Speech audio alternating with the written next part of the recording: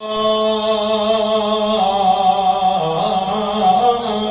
اللہ نور و کتاب مبین.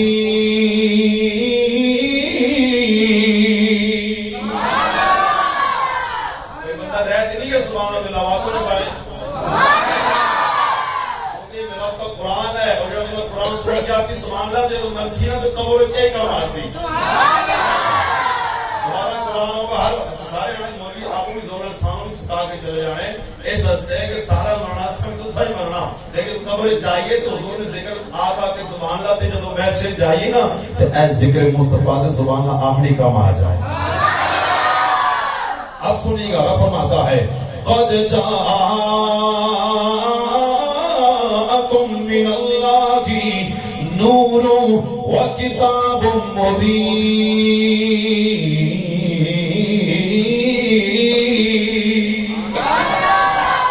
رب ذو جلال نے فرمایا قد جاءکم آ گیا تمہارے پاس. یہ نہیں فرمایا خلقہ ہم نے پیدا کر دیا فرمایا جاءکم آ گیا تمہارے پاس من اللہ اللہ کی طرف سے اللہ کی طرف سے مولا کیا آگے کیا بشر آگے کیا ہم جیسا آدمی آگے کیا ہم جیسا بندہ آگے کیا عام انسان آگے آئے فرمایا نا میرے محبوب کو عام انسان نہیں کہنا میرے محبوب کو عام بشر نہیں کہنا میرے محبوب کو عام بندہ نہیں کہنا فرمایا میری طرف سے آنے والا فرمایا من اللہ کی نور فرمایا میں اللہ خود نور ہوں اور میں نے تمہارے پاس اپنا نور بھیجا ہے. میں آ گیا تمہارے پاس من اللہ کی نور اللہ کی طرف سے نور آ گیا کون سا نور آ گیا جس نور کے متعلق میرے ماں فرماتے کہ صبح طیبہ میں بھی بٹتا گے پاڑا نور کا. اللہ کو شکر ہے کہ ہم اعلیٰ حضرت کو پڑھتے ہیں.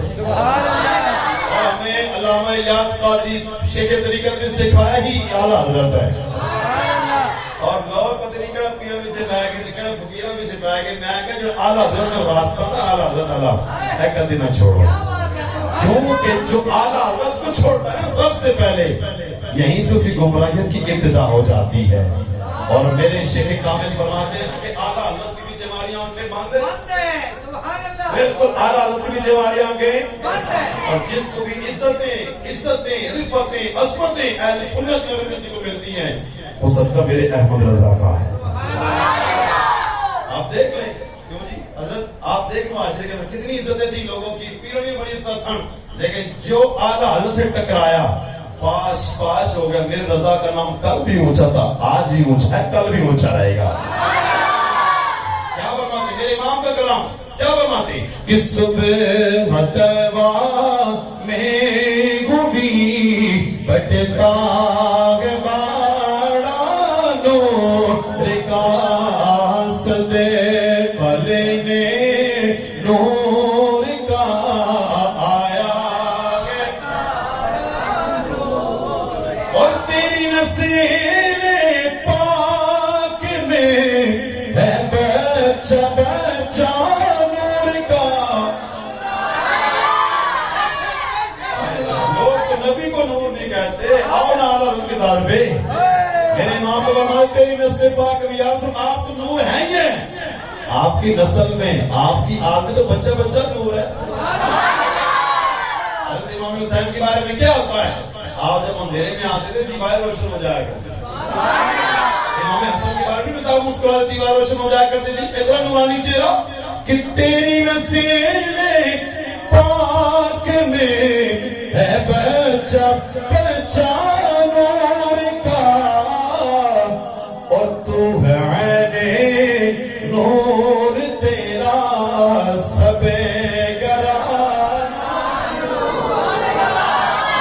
آج سے ہے کہ ہمارا حضرت کو کیوں مانتے ہیں اعلیٰ حضرت آل بیت پاک کو ہی مانتے ہیں اور آپ نے فرمایا کہ تیرے تو ہے عین نور اور تیرا سب گرانے کے اندر ازواج بھی آ جاتی ہیں. سبحان اللہ آپ کو سبحان اللہ.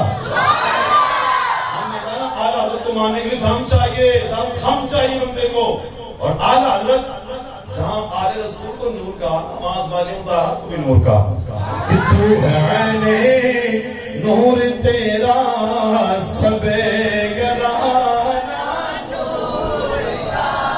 اب تو جو کنیرہ فرماتا تب جاءکم من اللہ نور، آ گیا نور اللہ کی طرف سے. اب میں ایک مثال دیتا ہوں، آپ سمجھ جائیں گے اس آیت کے مفہوم کو.